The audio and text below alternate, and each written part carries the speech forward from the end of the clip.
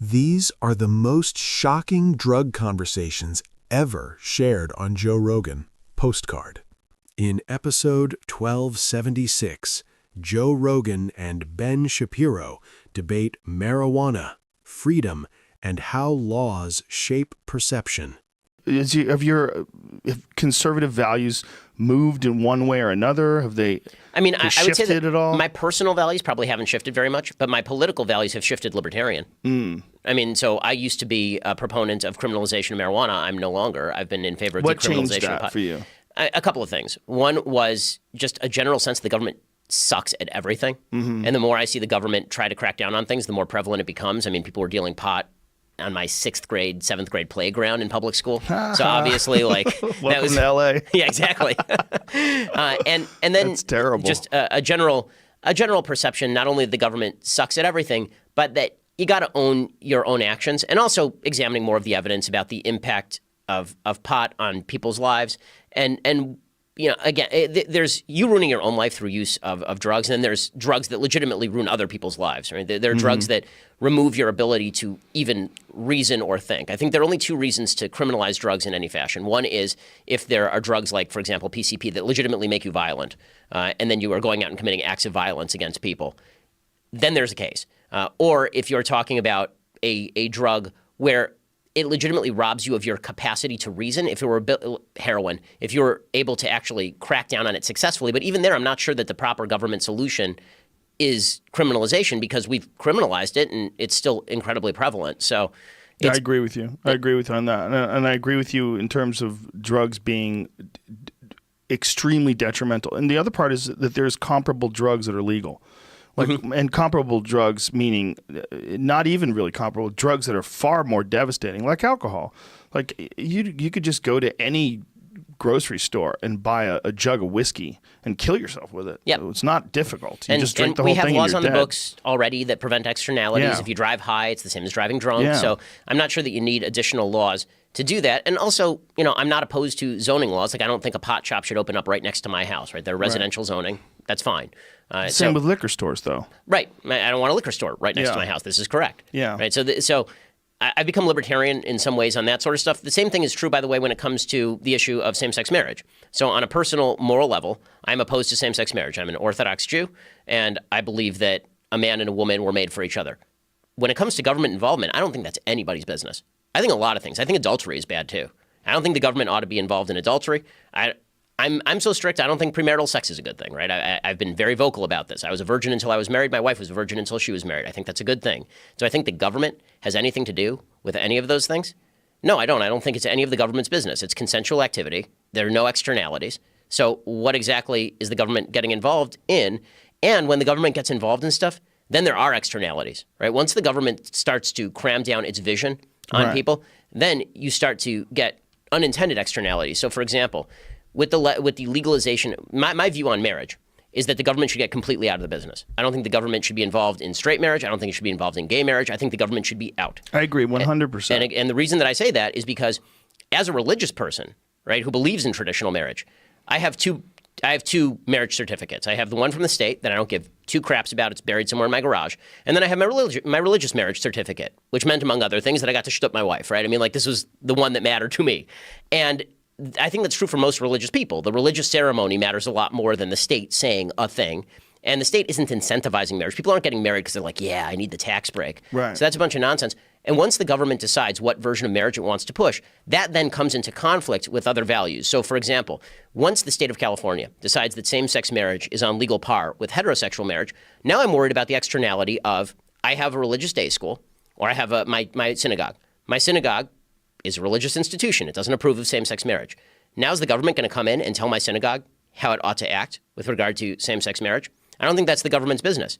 So how about this? How about everybody gets to do basically what they want, associate with whom they want, and it's none of the government's business? This seems like a pretty good, happy medium.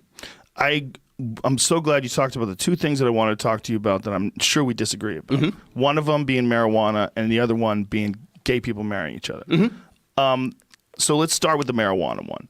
Do you think marijuana ruins people's lives? Is that one of your contentions?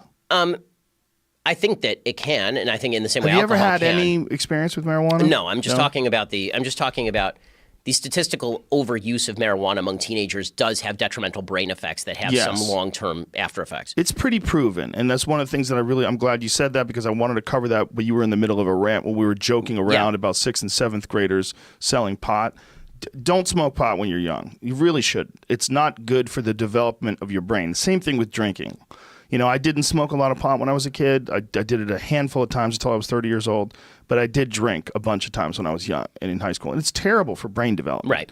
Especially before you're 25 and your frontal cortex hasn't even fully formed. Your frontal lobe is like this.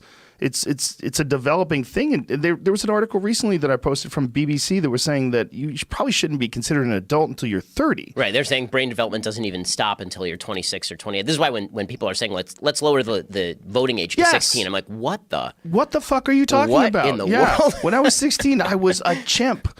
You know, I mean, really, I was a chimp in a high school. Now, when the problem that I have with many people's perceptions on marijuana is that it's based on ignorance, meaning no personal experience with it. You know, and listen, I'll admit I have no personal experience with marijuana, don't. so I know you don't. I'm not speaking. You probably from should experience. get high. That's what I'm trying to say. Man, I've seen the effects on stock prices when people get high in the studio. Oh, they jump up, man. They jump down for a little when a bunch of chickens jump off the boat, but then they come right back up. The marijuana thing is, in my opinion, it's another one of those things where people have this categorized box that they like to put marijuana users in. Like, this is the category: lazy, stoner, stupid, delusional. It's too widespread for that. I mean, there are people I know who are doctors who use marijuana. So, well, there's the jiu-jitsu community is a big one. There's a giant percentage of the jiu-jitsu community that does jiu-jitsu high. They have competitions. Sounds like more of a party. It's not, man. I'm telling you, because it's not what people think it is. If you've never smoked marijuana, this is going to be a very difficult thing to grasp. But marijuana enhances jiu-jitsu because it eliminates the rest of the world. When you're rolling, which rolling is like, say, if you and Jamie were going to have a sparring match, that would be rolling. Like, you'd slap hands and then you'd go, and you're trying to choke him and he's trying to get you in an arm bar and you're going after it. When you do that on marijuana, it's like you don't think of anything else other than those movements, and it becomes like this very intense meditation in violence. Like, it's not violent in terms of, most of the time you don't really even get hurt. It's like you get to the point. Like, one of the beautiful things about jiu-jitsu is you can grab a hold of someone and choke them to the point where they're going to go to sleep, and you would kill them if you kept going, and they tap, and then you're friends again, and everybody's cool, and you try to do it to me and I try to do it to you, and you really can do it reasonably hard without people getting hurt. And it happens every day all throughout the world. A lot of these people are high, and they're doing this jiu-jitsu practice in this almost like trends. It's like it's a transcendent state. If you can function when you're using marijuana, I don't care. But you can. This is what I'm saying. The perceptions are off. So, I mean, I would assume there's a small subset of the population for whom that's not true, right? Who are overusing marijuana. Yes. And that's probably the majority, in fact. Okay, so then, you know, but again, I would say that's not a case the same way with food. I agree. So I don't think there's anything we disagree about here, because I'm not talking about criminalizing marijuana use. Right. I think that we should honestly discuss the evidence that for a subset of the population, there is some evidence that marijuana is addicting, but it's a subset. It's not everybody who's on marijuana. The vast majority of people on marijuana are not addicted to marijuana. I think in the same way, alcohol. I mean, it's true of alcohol as well. There's people that are going to be addicted to almost anything, and I think there's absolutely people that are addicted to sugar. There's for sure people that are addicted to nicotine and alcohol and all these things that we let people have. The material addictiveness of marijuana is not comparable to opioids, though, for example. It's not even comparable to alcohol or nicotine. It seems to be very rare when people become physically addicted to it, extremely rare. And what's common, though, is abuse. And it's common in everything that human beings consume. Abuse is common, as we said, with food. It's certainly common with alcohol. It's certainly common with pills. But this is why, I really believe that the way to solve some of these problems is a social fabric problem. Like, it's a parenting problem. It's a social fabric problem. It's a personal choice problem. Yes. And that's why virtually every solution I suggest is so funny. I'm constantly, conservatives like me who are libertarian leaning are constantly accused of being non-compassionate.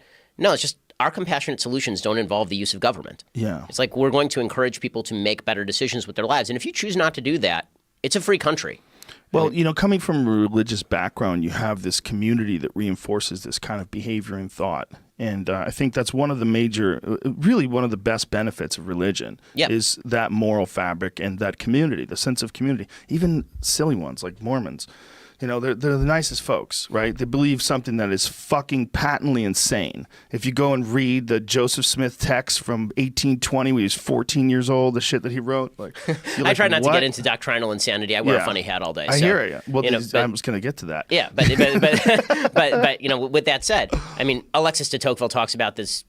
Early on in the American Republic, the idea is that what makes America very different is the idea you don't need a big government when you do have a supportive social fabric where people feel like they're at least oriented toward a common goal. It's one of the problems that I think we have in the country right now. I'm not sure people are oriented toward even a common sense of conversation. Mm-hmm. Right? I mean, you don't have to agree on everything in order to have a common sense of the important values that unify the country or should. Yes. I mean, I always use Sam Harris as sort of my bête noire here because he's obviously a militant atheist. I'm an equally strong believer.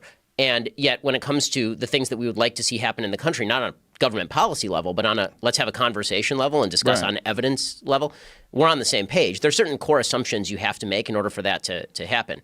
My argument about America and the West is that those core assumptions are built on Judeo-Christian foundations. Sam's core argument seems to be that they're built on evolutionary biology. We differ a little bit there. I don't want to let this marijuana thing go just yet. One of the things that I wanted to bring up to you was this idea that if you're a religious person, don't you think that there's certain things that maybe God put here for us to consume, to change your perspective, to allow you to reach new levels of consciousness? Don't you think it's entirely possible that some of these things that are here, and I know you haven't experienced them, but they might literally have been put there by God? And there's some evidence to say that a lot of the texts from the Bible, that in particular there was, I think it was the University of Tel Aviv, somewhere in Jerusalem, where these scholars were trying to decipher what it meant when Moses encountered the burning bush. Right. And they believe that it may have been the acacia tree, which is very rich in dimethyltryptamine, which is a psychedelic substance that the brain produces, and it's very common in plants. And they think that this might have been when he met God and God was a burning bush, that this might have been some crude translation of them being involved in some sort of a psychedelic experience. Now, it sounds outlandish unless you've had that psychedelic experience. And when you have, you very well could think that you were in a conversation with God. This is on Earth. And this is something that may very well have been lost information, or this may very well have been rituals that people participated in to bring them closer together and to reinforce that sense of community that you do get from a church and you do get from a group of people that share moral beliefs and values. And there's real good discussion that a lot of these experiences that became these religious doctrines came from psychedelic experiences. Now, as someone who's never experienced that before, I know this is probably a very strange thing to try to even wrap your head around. It is entirely alien until you experience it, but it might very well be religious. I mean, I've heard that from other people who've used those kinds of drugs. I mean, Sam actually made this argument to me too about the use of psychedelics, and I mean, maybe. I mean, God made apples. Well, okay, so this argument, I will say, I'm not super fond of the argument that God made something and therefore it's ours to use or I mean, like, I keep kosher, right? Like, God made pigs, I don't eat them. So, so I am not a huge fan of the argument that because something is here or because an urge is natural, therefore we ought to imbibe or therefore we ought to participate in a particular activity. One of the things that I'm very big on, I'm a rationalist when it comes to religion, as much as you can be a rationalist with regard to religion, to the extent that I think that it's up to us to use our reasonable faculties to determine the proper use of things. So, which is why you shouldn't overuse drugs, even if you're going to use drugs, for example. This is part of the problem of making things illegal. You make things illegal, then you really don't know what it is or how it affects the body or what's the right dose or the wrong dose. And then people get involved in these terrible situations where they're taking things and they're just guessing what it is. There's truth to that, but it's also true that on a social level, I'm not talking about legal because we totally agree on the legal level. On the social level, there's a couple of things that are true of, for example, the Orthodox Jewish community. Low rates of addiction because people have that social fabric. They don't feel the necessity. Also, as you say, substance use in moderation can actually be quite a good thing. So low rates of alcoholism in the Jewish community, and part of that is the fact that you are given Kiddush wine from the time you're a kid, right? I mean, you actually are... It's destigmatized. Yeah, it's destigmatized. And the idea is that in its proper context, this could be a good thing. Right. So I'll admit, I don't know enough about the proper context of marijuana to know when it would be a quote-unquote good thing. And so... It can be a good thing. This is what I'm telling you. And also, I don't... The truth is, I don't enjoy drinking. Right, I'm not a drinker. I don't enjoy. I like reality. I like living in reality, and I like experiencing it totally sober. So I've never really felt the urge to do any of that stuff. I hear the pitch. But I've never really felt the interior desire or need to jump into that. I completely understand that. I think that what we're dealing with, though, is perceptions that have been molded by laws that were shaped by tyrants. That's what I think. I mean, again, that's totally possible and plausible. Yeah. But it's historically accurate. I mean, when it comes to prohibition with alcohol didn't work. Prohibition with drugs is just making the cartels bigger, and it's causing more problems with organized crime. I agree, crime. On a practical level. Whether you like drugs or don't like drugs, government interventionism is generally a giant fail. I think our perceptions of what is good for you and is bad for you is also based on laws that the government created ignorantly. The Sweeping Psychedelic Act of 1970, which made virtually everything psychedelic, that they missed a few things. A few things slipped through the cracks, but all of the tryptamines or most of them, the psilocybin, LSD, all that stuff was made completely illegal by people who really didn't even know what it was. And a lot of that is why we base our ideas of what's good or bad for you. It's based on what is legal and what other people have done with it. On this area, I'll admit not only complete experiential ignorance, but complete evidentiary ignorance. So I haven't examined the evidence. So I really don't have strong opinions on any of this stuff. I think it's one of the bridges that we all could use between conservative thought and liberal thought, particularly for people that are dying. It's one of the things that Johns Hopkins found, and so there's been other studies done, and there's been therapy done on people that are dying of terminal diseases, and they give them psilocybin.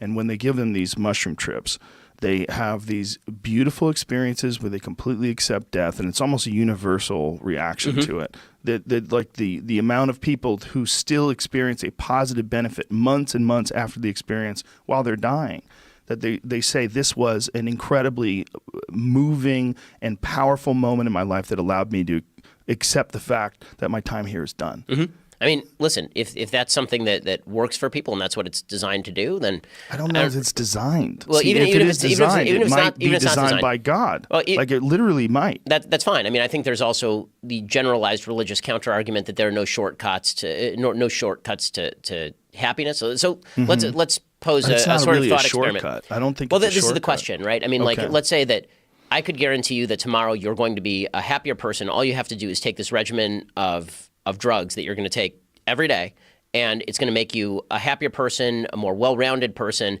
but it's going to permanently change your brain chemistry. Is that something that you think is good, or is it something you think is bad? Because from a religious perspective, there's an argument to be made that this is work you need to do on yourself without outside aid, if possible. If there's cases where you can't, then you can't. But yeah, Terence it's an interesting thought experiment. Terence McKenna had a line about that.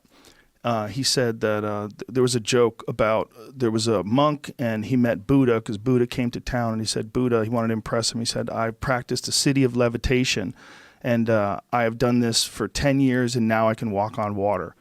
And the Buddha says, but the ferry's only a nickel.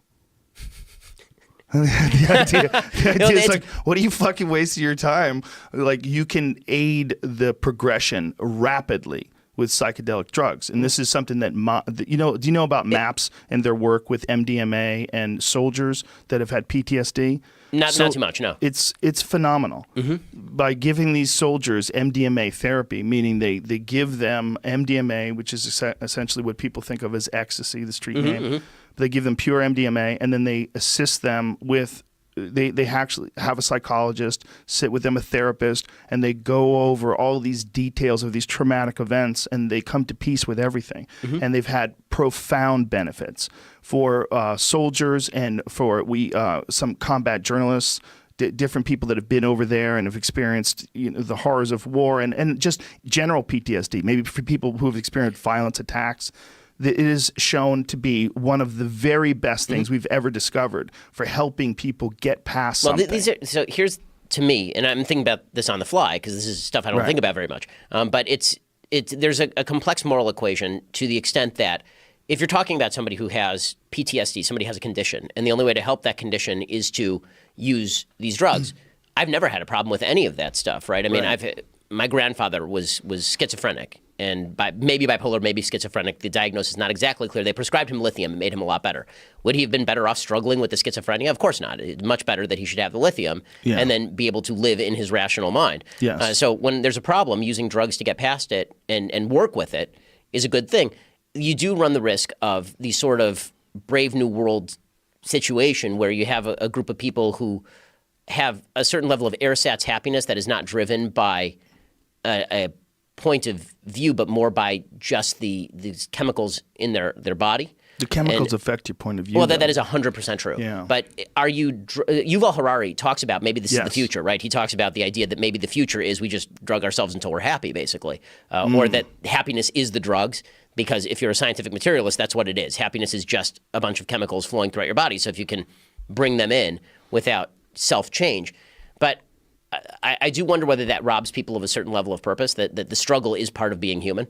I think we're changing what it is to be human just by carrying around phones and just...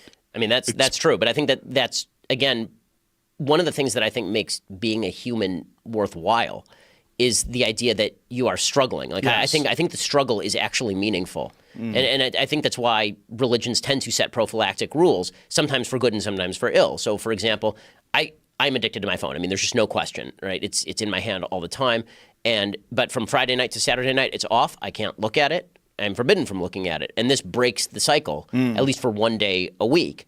And that's a good thing that makes me better as a human being because it's a limit I set for myself and then a limit that I abide by. And if you believe in self-mastery, where's the happy medium between self-mastery and I need a little bit of aid? And I think that there is a happy medium there, but I'm not sure that drugs are the answer to. I don't think you're suggesting drugs are the I'm not suggesting that. And I think there's also a problem with the word drugs. That everything is under that blanket, and that blanket can be entirely negative or extremely positive. And I mean in the generic. But there's a problem. I use it too. I mean, it's not accusing you, but that term. It's a problem. It's a problem term because what these are substances that are psychoactive. And some of them can be extremely beneficial, and some of them have short-term experiences that last with long-term results. And I don't think that there's enough knowledge that I don't think the people that are negative against it have experienced enough of it or have looked at it in an objective, rational way. Because I think it's something that could be here to aid perspective, to give people a chance to think outside of their normal, conditioned way of thinking that might have been established by their community or by their church or by their neighborhood, whatever it is. Sometimes a little bit of a break, a little bit of a mental break from what you're experiencing and the vibration that you exist on almost every day, to separate from that and to get a look at it from the outside, sometimes it allows you to have a renewed perspective that can enhance your life greatly. In episode 1250, Joe Rogan and Johan Hari uncover the real roots of addiction beyond chemicals. Wow. So what do you got here for me? So we were going to talk about, I was really interested to talk to you because we talked last time about my book about depression, Lost Connections. And one thing that was suggested to me is we talk about the book I wrote about addiction and the war on drugs. And I really... Was that out last time you came? Yeah. So that was a book that came out a few years before. It's just come out in a new edition where there's loads of extra material, particularly about the opioid crisis. And it's interesting because... So you added to it? Yeah, loads of new stuff, because that book's about 5 years old now, and although with loads of new stuff now. But, it was something I cared about for this really personal reason, in that one of my earliest memories is of trying to wake up one of my relatives and not being able to. I didn't understand why then, because I was a little boy. But as I got older, I realised we had drug addiction in my family. And it got to the point where I was writing Chasing the Scream, my book about the drug war, I guess I started 8 years ago. And some of the people I love were in a really shitty condition, terrible state. And I was trying to figure out what to do. Nothing I was doing was working. Nothing I was doing was helping. And I decided, right, okay, well, there are lots of people all over the world who are trying to deal with this problem. I want to go and meet with them, talk with them. So I ended up going on this big journey. It took 3 years. I traveled over 30,000 miles. I wanted to sit with, people who'd been through addiction. It actually led to a lot of other aspects of the war on drugs, which I think are as important as what we do about addiction. And I wanted to sit with like the places that had the harshest possible policies, like we mentioned Arizona, where I went out with these women who were made to go out on chain gangs and are humiliated and tormented. Vietnam, where they make people with addiction problems go into literally forced labor camps. And the places that had the most compassionate possible policies, like Portugal, where they decriminalized all drugs with incredible results. Switzerland, where they legalized heroin, incredible results.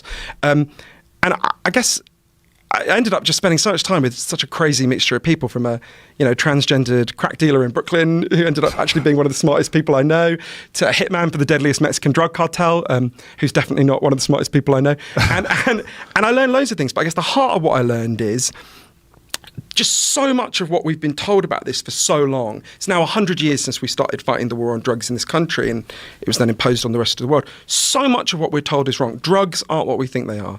Addiction isn't what we think it is. The war on drugs isn't what we think it is. And the alternatives to the war on drugs aren't what we think they are. So in some ways, it's kind of daunting to go all over the world and realize so much of what we take for granted isn't right, but that opens up this whole exciting other set of possibilities. The main reason why people assume that people do drugs is to escape reality. What do you think is the primary thing that they're running from? So you've got to separate out two things. And this surprised me because my family's experience was pretty bad and catastrophic addiction. But most drug use, even the main drug war body in the world, the UN Office of Drug Control, admits that 90% of all currently banned drug use is what they call non-problematic. So the person isn't addicted and it doesn't damage their health, right? So 90%. So let's set that aside. We'll come back to that. Okay. There's like 90% that's recreational use, where people use because it makes their lives better. Right. Then you've got the like coffee, sip of wine at work, or ecstasy, or a whole range of currently cannabis, a whole range of currently illegal drugs. In most cases, there are some people who have addictions to cannabis. But you then got to ask, well, what's happening with this 10% who have got a problem, right? What's going on? And one of the things that really blew my mind in the research for Chasing the Scream was realizing I had deeply misunderstood what addiction is. I had misunderstood the thing I thought I had been seeing in front of me since I was a kid, right? So most people, let's think about heroin addiction because that was close to me.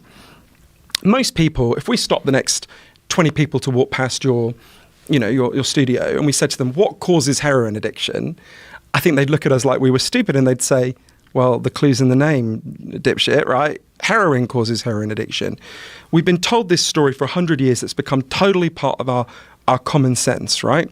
We think if we took the next 20 people after that who walked past the studio and we injected them all with heroin every day for a month, at the end of that month, they'd all be heroin addicts for a simple reason. There's chemical hooks in heroin that their bodies would start to desperately physically need.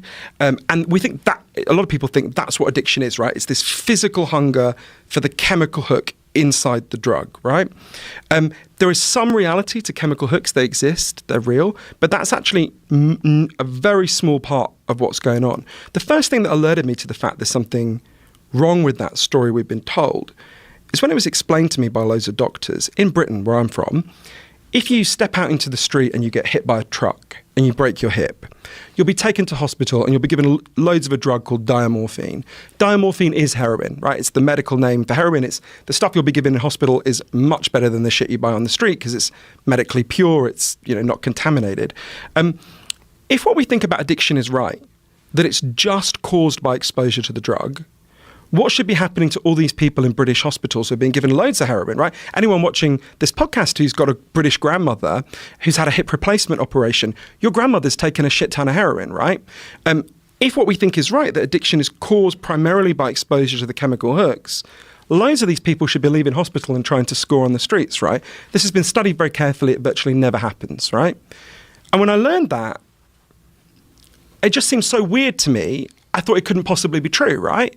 How could it be you've got someone in a hospital bed who's taking loads of really potent heroin, they don't become addicted, and in the alleyway outside, you got someone who's using actually a weaker form of the drug who becomes addicted? How can that be? What's happening here? And I only began to understand it when I went to Vancouver and met this amazing man called Professor Bruce Alexander, who did an experiment that's really transformed how we think about addiction all over the world. It's led to a new way of thinking and loads of new evidence. So Professor Alexander explained to me this story that we've been told, right, that addiction is caused by the chemical hooks primarily, comes from a series of experiments that were done earlier in the 20th century. They're really simple experiments. Your viewers can try them at home if they're feeling a little bit shitty today, right? You take a rat, you put it in a cage, and you give it 2 water bottles. One is just water, and the other is water laced with either heroin or cocaine. You might remember in the 1980s, there's a famous Partnership for Drug-Free America ad that shows this experiment, right? And the rat in this cage starts to drink always prefers the heroin water, and almost always kills itself within a week or 2, right? So there you go. That's our story. You're exposed to the drug, it takes you over, and then you just die, right? But in the 70s, Professor Alexander comes along and says he was working with people with addiction problems. And he's like, well, hang on a minute. We put these rats alone in an empty cage. They've got nothing that makes life meaningful for rats, right? What would happen if we did this differently? So he built a cage that he called Rat Park, which is basically like heaven for rats, right? They got loads of friends, they got loads of cheese, they got loads of coloured balls, they can have loads of sex. Anything a rat finds meaningful in life is there in Rat Park. And they've got both the water bottles, the normal water and the drug water, and of course they try both. They don't know what's in them. This is the fascinating thing. In Rat Park, they don't like the water very much. None of them ever use it compulsively. The heroin water. Yeah, the heroin water. None of them ever use it compulsively.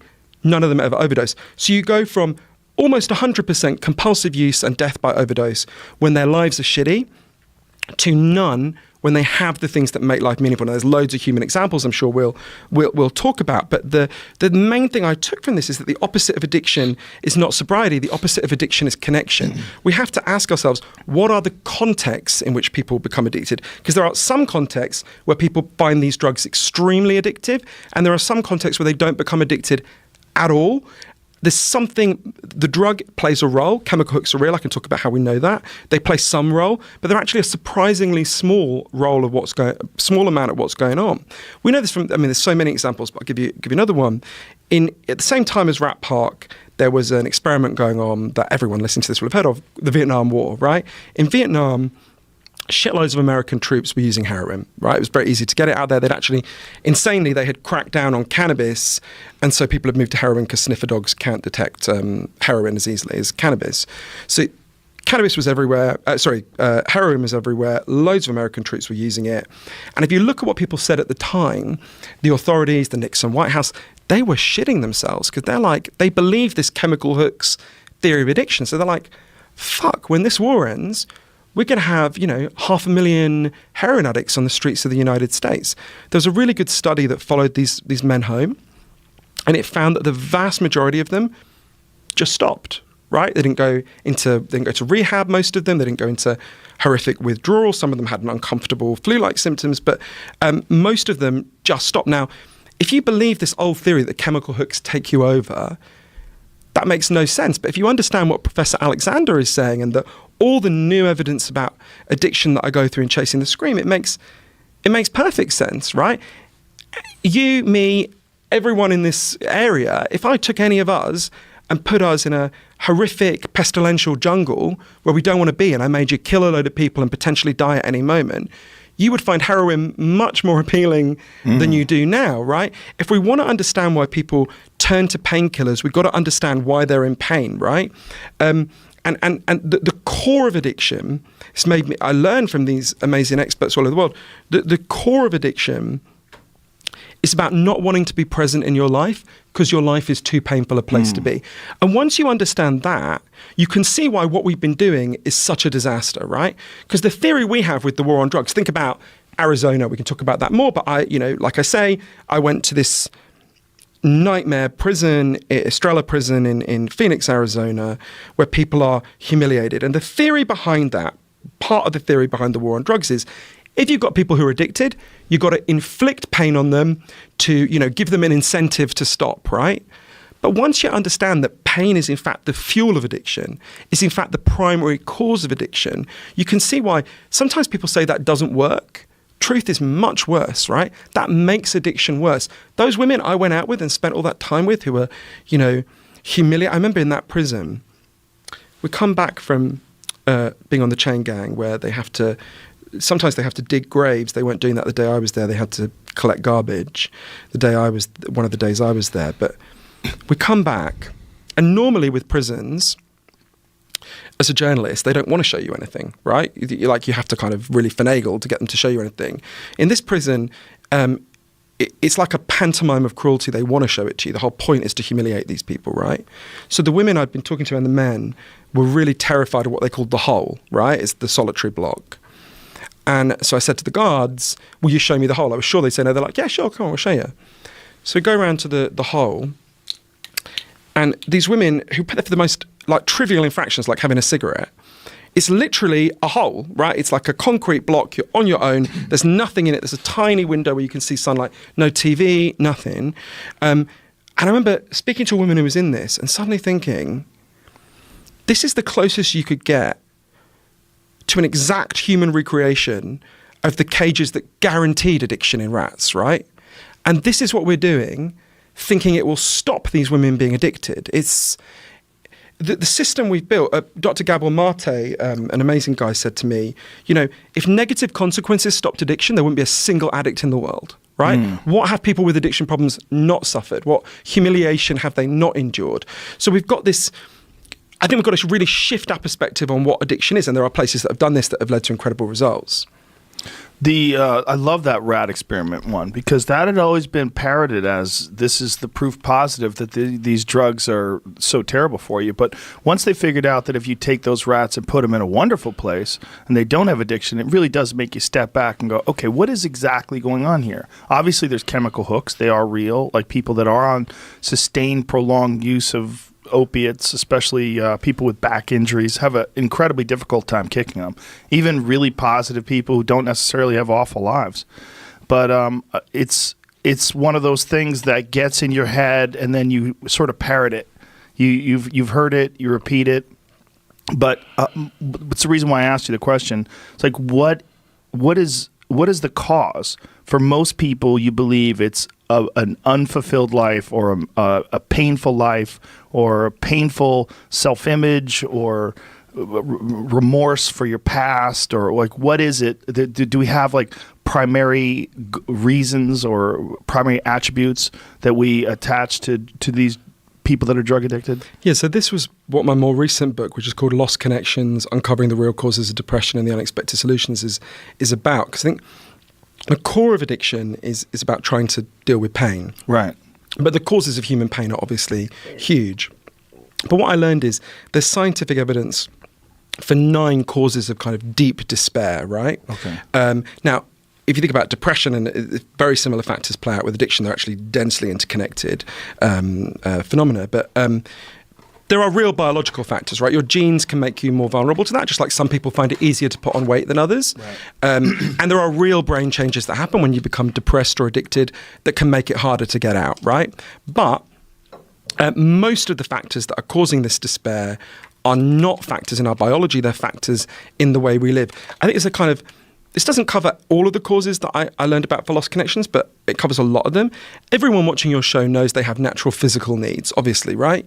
You need food, you need water, you need shelter, you need clean air. Exactly. If I took those things away from you, you'd be fucked really quickly, right? But there's equally strong evidence that all human beings have natural psychological needs, right? You need to feel you belong. You need to feel your life has meaning and purpose. You need to feel that people see you and value you. You need to feel you've got a future that makes sense. And this culture we've built is good at lots of things, and I'm really glad to be alive today for all sorts of reasons. I had to go to the dentist the other day. I'm glad to be alive now, not like 100 years ago. But there's a lot of evidence that we've been getting less and less good at meeting these deep underlying psychological needs. In episode 1707, Joe Rogan and Dr. Anna Lemke break down how addiction rewires the human brain. It's something that people used to call the addictive personality. We don't really call it that anymore. We just use the idea of the disease model. So we say that somebody has the disease of addiction. It's a chronic, relapsing, and remitting problem. People come to it with different degrees of vulnerability, and the risk for it can essentially be summarized as nature, nurture, and neighborhood. And just to briefly describe that, If you have a biological parent or grandparent with addiction, you are at increased risk compared to the general population of getting addicted yourself. If you have a co-occurring mental illness, you are at increased risk of getting addicted. If you have certain character traits, like you're more impulsive, you have a hard time putting a break between the idea to do something and actually doing it, you're at increased risk for addiction. So that's kind of all in the sort of nature risk category. There's also the nurture piece of it. So if you grow up in an environment where you experience a whole lot of trauma, you are at increased risk for becoming addicted. If you grew up in an environment where your caretakers model using drugs and alcohol or other addictive substances or behaviors as a coping strategy, you are at increased risk of becoming addicted, or even if they just implicitly condone it. And then that brings us to the whole neighborhood idea. And this, I think, is a really under-recognized aspect of our risk for addiction, which is just simple access. So if you live in an environment where you have more access to highly reinforcing drugs and behaviors, you're more likely to try them. And just simply in being exposed, especially with the increasing potency, variety, and novelty of drugs today, you're at increased risk of becoming addicted. So if you go see a doctor who's more free with their prescription pad, you're exposed to opioids or benzos, you're more likely to get addicted. If you grow up in a culture where people are playing a lot of video games, you're more likely to try them, more likely to get addicted. So this nature, nurture, and neighborhood are the risk factors. But again, people bring different degrees of vulnerability to this problem of addiction. And some people are more vulnerable than others. And you may indeed be in that category where you're just somebody who, once you find something that's reinforcing for you, you just go whoom, and you just want to do it again and again and again. When you say reinforcing, what do you mean by that? I mean that it's rewarding in some way. Rewarding, right. So it's pleasurable at first. Now, the thing about addiction and the way that it changes our brains is that thing that initially is pleasurable and has us engaging in approach behaviors, if we continue to consume that substance or engage in that behavior, it ultimately actually puts us in a dopamine deficit state such that we want to continue to do that behavior, not to feel good, but just to stop feeling bad. And that's kind of one of the fundamental things about the disease of addiction. It's innate vulnerability to start, added to the changes that occur in the brain as a result of ongoing consumption of our drug. And those brain changes are what drive continued compulsive use. So that's the difference between being enthusiastic about something that you enjoy versus something that consumes your life.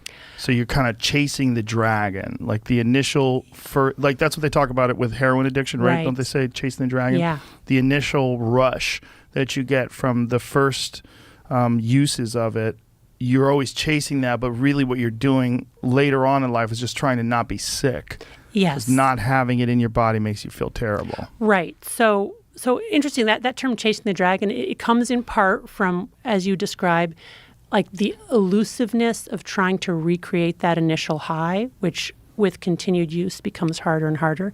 But it also literally comes from when heroin is inhaled. So if you put it on a piece of tinfoil and you light it underneath, you get this kind of smoke. Then that plume looks like a dragon's tail. So it's got a couple of different meanings. But yes, what you're saying is exactly right. And the way that I describe this to patients and describe it to medical students is imagine that in your brain there's a balance, kind of like a teeter-totter in a kid's playground. And one of the most interesting findings in neuroscience in the past 75 years is that pleasure and pain are co-located, which means the same parts of our brain that process pleasure also process pain, and they work like opposite sides of a balance. So when we do something that's rewarding or reinforcing or pleasurable, our balance tips slightly to the side of pleasure. We get a little release of dopamine, the pleasure neurotransmitter in that part of our brain, our reward pathway, and we feel good. But the thing about that balance is that it wants to remain level, and the brain will work very hard to restore a level balance, or what's called homeostasis. And it does that by tipping the brain an equal and opposite amount to the side of pain. So again, the way the balance restores homeostasis is to tip to the opposite side. That's the come down after using, that moment of wanting to do it again, the hangover.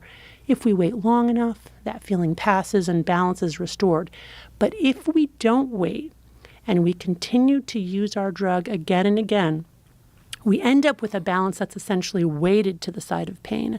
And I imagine that like these little neuroadaptation gremlins hopping on the pain side of the balance. Not very scientific, I know. But the point is that with repeated use, we get enough gremlins on the pain side of the balance to fill this whole room. And then we're essentially working from a dopamine deficit state. We've downregulated our own dopamine. We've downregulated our own dopamine transmission. And those gremlins like it on the balance. So they don't get off after the hangover is over or the acute withdrawal. They can persist there for weeks to months to years, which is why people with addiction, even when their lives have become so much better, will relapse because they're not walking around with a level pleasure-pain balance. They're walking around with a balance tipped to the side of pain. They're experiencing the universal symptoms of withdrawal from any addictive substance or behavior: anxiety, irritability, insomnia, dysphoria, and intrusive thoughts of wanting to use their drug again. Now, with enough time elapsed, and again, with people with severe addiction, it can take months to years, those neuroadaptation gremlins will hop off. We will regenerate our own dopamine and our own dopamine receptors, and our level balance or homeostasis will be restored. Is it scientific to call them gremlins? Super scientific. In episode 1030, Joe Rogan and Joey Diaz explore addiction, withdrawal battles, and the brutal opioid crisis. It's fucking amazing that stuff's legal. Did you watch 60 Minutes 3 weeks ago? No. That was the motherfucker's motherfucker. What was it? Just about the opioid epidemic and how the DEA stopped prosecuting. The word came from, it's just a nightmare. They're fucking terrible, those things. Listen, those things are terrible. Yeah, there was a whole article recently about the company that sells most of the opiates and the family that's behind that company and how many billions of dollars that they've made off the opioid crisis. Opioid or beard? How we say it? Opioid. How we say it wrong? Once that shit grips you, that synthetic heroin, that's what right, isn't it? Yeah, essentially, yeah. It's a bad grip. Like I said, I took a 16th one night in my living room and I had to lay down. And that's my whole resume with Oxycontins. And I'm a fucking mule.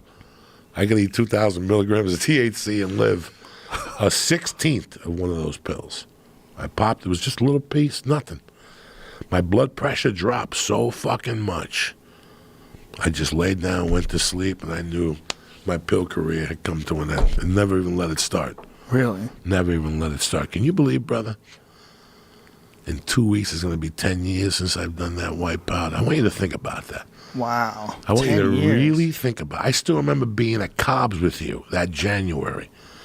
And going, it's been 2 months. I don't know if I could really do this shit. I don't know if I control this feeling. And I controlled it. So you, when you quit, what was the first week like? Hell.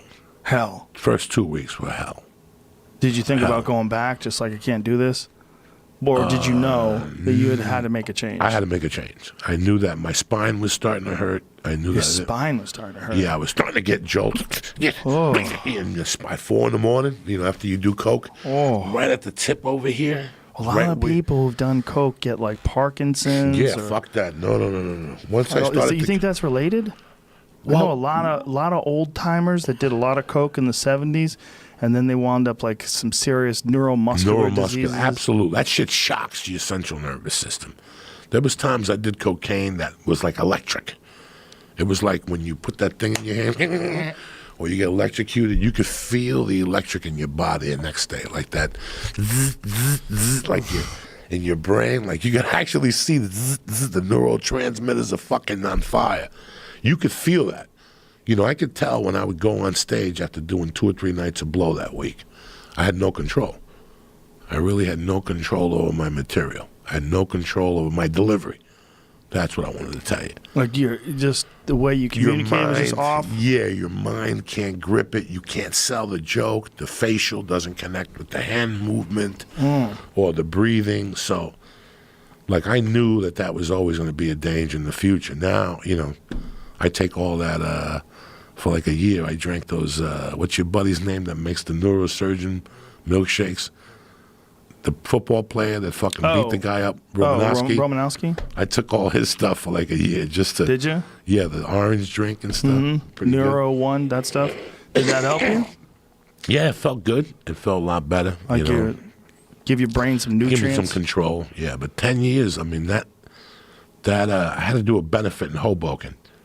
And I had gotten high. Like that whole summer, I tried to get off coke. I was doing the heroin. I was trying to get off the coke and shit.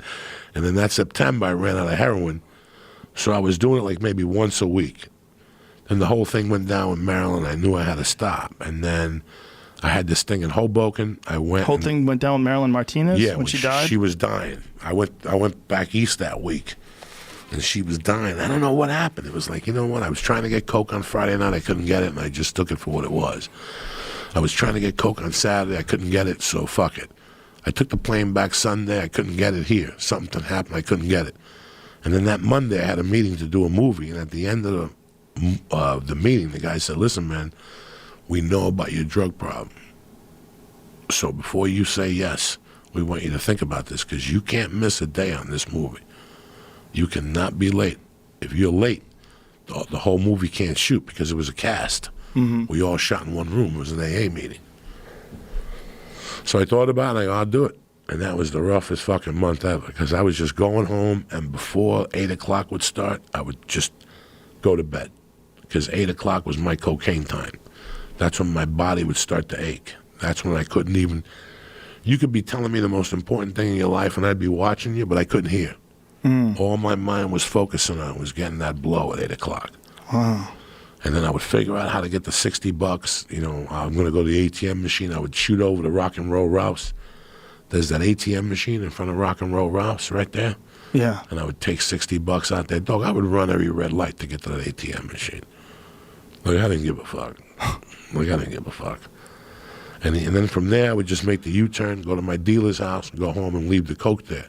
And now I was ready for the night. I was in peace just knowing that the coke was at the house. I didn't have to do it.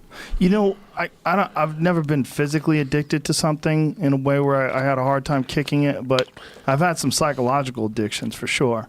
And I think that one of the things that I've gotten out of this month of the Sober October thing that Tom, Bert, and Ari and I are doing is that a lot of it is psychological. A lot of it is psychological. Because just knowing that we can't smoke pot or can't drink all month, you start thinking about, we're at the home stretch, November 1st, around the corner. Like, I don't really feel like I need to get high. It's not like I need a drink tomorrow.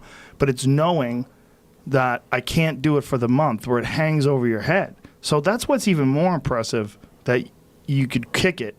Because it's not just the fact that you have like a physical problem, but you also have this psychological problem.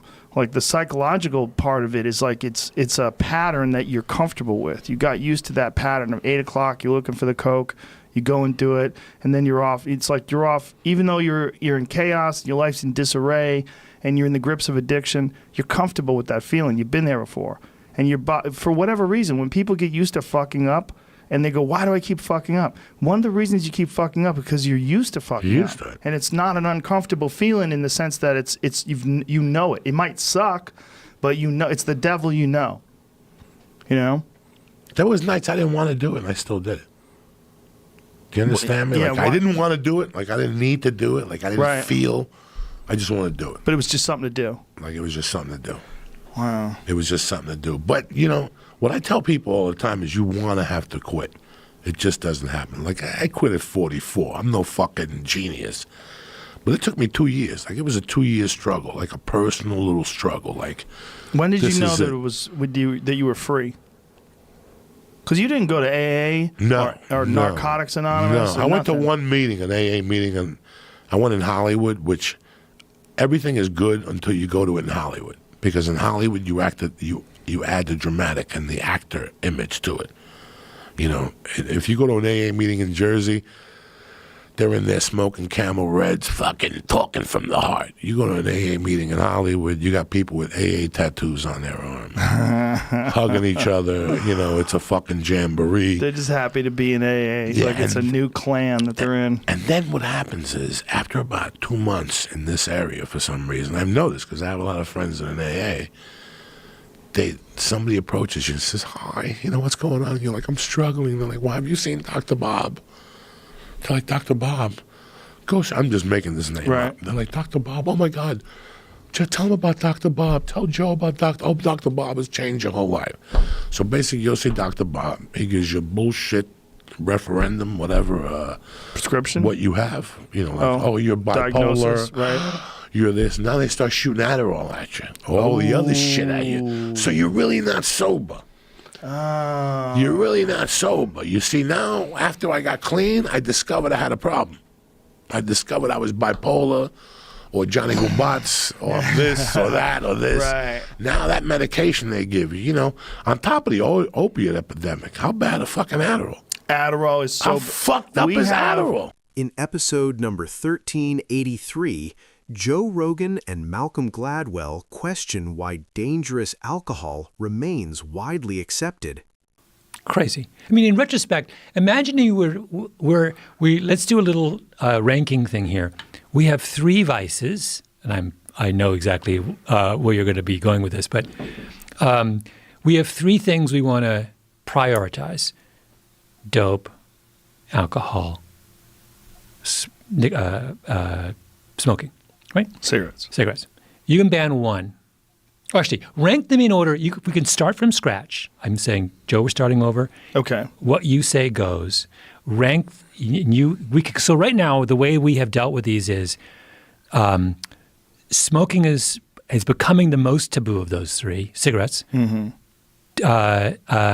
Marijuana second, and alcohol is the one that we have the least inhibitions about, right? My argument would be that that list is exactly backwards. That it should be, alcohol should be the most taboo. Marijuana should be, actually not exactly backwards. It should be alcohol the most taboo, cigarettes the second most, marijuana the third. That's how I would do it. Yeah, I would agree with that. Yeah. Yeah. So but basically we have it completely upside down. But I think for some people, like, look, there's obviously terrible things that happen to you when you smoke cigarettes. Mm. But every time? No. Is it see, I've smoked a cigarette or 2 before shows. Like I've smoked or 2. I've never smoked 2 in a row, but I've smoked a cigarette before I've done shows. Like Dave Chappelle gave me one of his cigarettes recently. Tony Hinchcliffe's given me a cigarette. I'm not a cigarette smoker, but there's something cool about the head rush that you get when you smoke a cigarette. I hesitate to say that. And this is a person who's done a lot of drugs. I've done a lot. I've smoked a lot of pot, and I've done psychedelics, and I talk about them openly. I have hesitation about telling people that I've enjoyed a cigarette. Why? Because I think it's so bad for you. It's. I think when I talk about doing mushrooms, I think mushrooms are good for you. I think it makes you freak out. I think it illuminates parts of your consciousness that I think a lot of people guard and protect and shield. And I think sometimes doing something that breaks down those walls is good for you ultimately overall. There's a little bit of an adjustment period, but I think you learn something about the normal state of consciousness.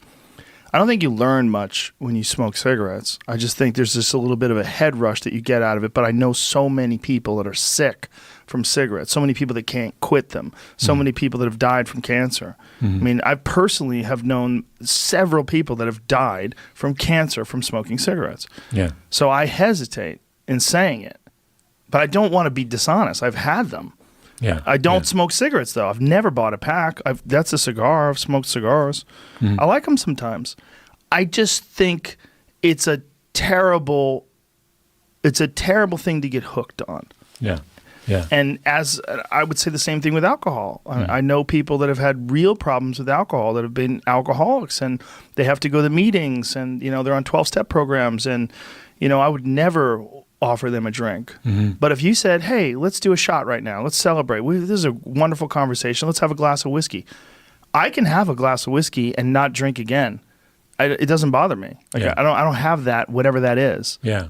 But some people do. Yeah. I hesitate in glorifying that too. Yeah. And for young people, it scares the shit out of me. If I see, I probably drank for the first time when I was probably like, I was in high school. I think it was probably 14 or 15. First time I ever got drunk with my friends. You know, we Yeah. got a hold of some Jack Daniels or something, and it made me throw up That's every the time I Irish smelled legal it. drinking age. Yes. in Well, Boston. you know, it's just friends, you know, listening to Yeah. classic rock and getting drunk in Boston. But it's something I occasionally enjoy. I enjoy alcohol. I like having a drink of wine with a glass of wine with a meal. I like having a drink with friends occasionally. But I don't have a problem with it, and I know people who do. And so I feel weird talking about it, knowing those people that do have a problem with it. Yeah. Yeah. With pot, though, the people that have a problem with pot, it's rare. And it's usually people that have some sort of and I do believe there is an issue with people having some sort of an underlying schizophrenic issue that could come from especially high doses. If they smoke a lot of pot in one night, they can have a schizophrenic episode. I've actually seen it, particularly from edibles. I've seen it. But that's, to me, that's absolutely the least taboo. And I think there's a lot of benefits to pot. I think pot makes you more sociable. I think it makes you friendlier. I mean, some people get paranoid from it, but I think that's what that really is marijuana illuminating how vulnerable you actually are. Yeah. You know, that we sort of protect ourselves from this overwhelming existential angst that you get when you get high on pot. Yeah. And people say, I don't like it. It makes me paranoid. Well, you know, the reality is, you're vulnerable. We're all very, very, very vulnerable. And we just somehow or another make it to, like, how old are you? 56. I'm 52. We made it. We made it to this age somehow or another, despite all the paranoia. We got here. But we don't have to. I mean, it's like really, you know, life is crazy. We're in these metal boxes with combustion engines, you know, like trusting the people next to us going 60 miles an hour, paying attention, not looking at their phone. You know, it's like, it's very life. And then we get in planes, and who knows what the fuck's going on with the engine.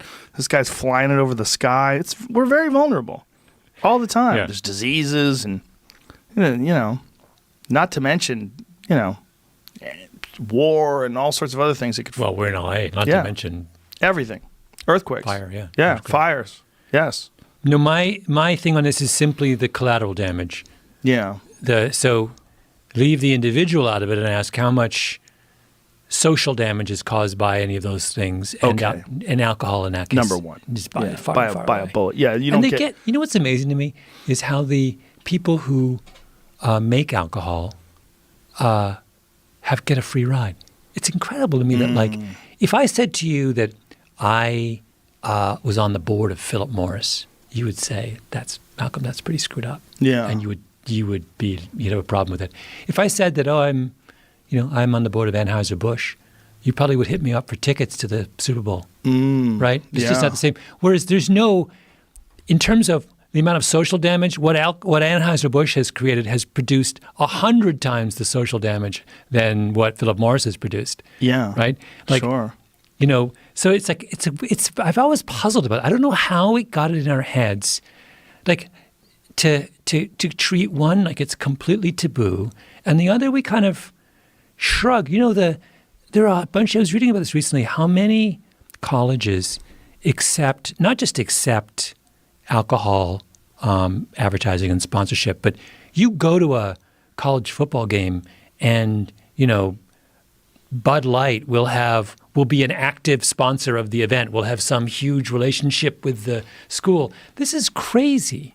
I mean, it's crazy, right? It's like, this is the drug that is causing so many problems for young people, particularly on campuses. Sure. And the schools are hand in glove with the manufacturers of it. Because it's socially acceptable. Because they don't have to worry about repercussions. Because we give it a like, and in a way that they would never have Marlboro. Marlboro. Yeah, Right? That would no be, way. oh my God, people would pick it. Yeah. Whereas it's not, you know, I don't know. That's true. It's a strange kind of We're so messy. People are so messy. and that's a very good example of how messy we are. In episode number 1102, Joe Rogan and Matt Farah uncover ibogaine shocking power to break opioid addiction. Well, it really depends upon how it's used. It can benefit some people with some kind of pain. I don't think it's realistic to say that some people that are in horrible, horrible pain would get the same reaction from marijuana that they get for opiates. People with like really bad burns, for instance, Right, but if you 24/7 just become agony, addicted, not medical reasons. I'm talking about if you're become addicted to, oxys. there's better drugs. Yeah. There's better drugs that get you off it. Yeah. There's quite a few that can help you. Probably the most powerful and the most efficient is Ibogaine.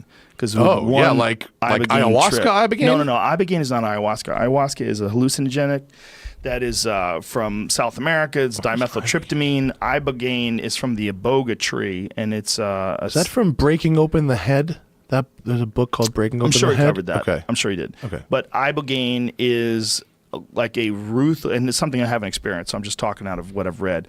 Essentially a ruthlessly introspective 24-hour trip that rewires the way your brain views addiction and has a high level of effectiveness. Interesting. In rehabilitating people, like just killing the desire to do opiates. Huh. Are they doing that in America? Mexico. Gotta go to Mexico. Can't go to America. It's illegal in America, of course. Is it like a sweat lodge shaman type thing, or is it a hospital type situation? Hospital type situations. There's my buddy Ed Clay runs I think he still does, runs a clinic down in Mexico, and he started it because of his experiences with pills. He got hurt, got on pain pills, had a real hard time with them, went to get on Ibogaine to get off the pain pills. It worked like a charm, and he was like, holy shit, I need to let people know about this. You can get your life back. Yeah. And it's not something you get addicted to. It's apparently something that you One have a really time, hard right? time doing it again. Yeah. Yeah, it's rough. Yeah, it's like you go, okay, that was enough. Thank you. you're Like ooh. DMT. Exactly. It's one of those things One was where enough. Mhm. You did it once? Yeah, in college, and that was sufficient. You can get a lot out of one. Yeah, You know? I had a plaid fucking world. Yeah. Flying around. It was full out of body nuts. Oh yeah. It's pretty nuts. Yeah. I think the difference in Ibogaine versus DMT is ego dissolving and very hallucinogenic, and you see these amazing visualizations. Ibogaine seems to not have that, but instead be like deeply, like to the cellular level, introspective.